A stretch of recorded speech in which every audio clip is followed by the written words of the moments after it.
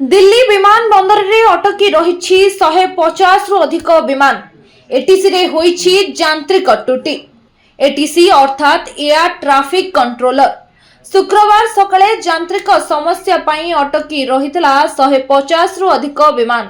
इंदिरा गांधी अंतर्जातीय विमान बंदर रे एपरी परिस्थिति देखिबाको मिलिछि। आज सकाळे नुआ दिल्ली अथवा इंदिरा गांधी अंतर्जातीय विमान बंदर रे एपरी परिस्थिति उपजिछि। 150 रु अधिक विमान अटकी रहिथिला इंदिरा गांधी अंतर्जातीय विमान बंदर रे एटीसी अथवा एयर ट्रैफिक कंट्रोलर रे यांत्रिक त्रुटि पई एपरी परिस्थिति उपजिथिला इंदिरा गांधी अंतर्जातीय विमान बंदर ठारे।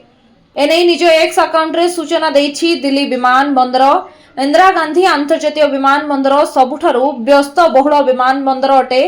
प्रतिदिन 1500 रु अधिक विमान एठारे यातायात करथांती। तेबे ही यांत्रिक त्रुटि यात्री मानकर यातायात रे प्रभाव पकाइछि। निश्चय यात्री मानकु सर्वशेष उड़ान अपडेट पाई सेमानक संपृक्त एयरलाइन सहित जोगाजोग रे रहिबाकू परामर्श दिया जाइछि।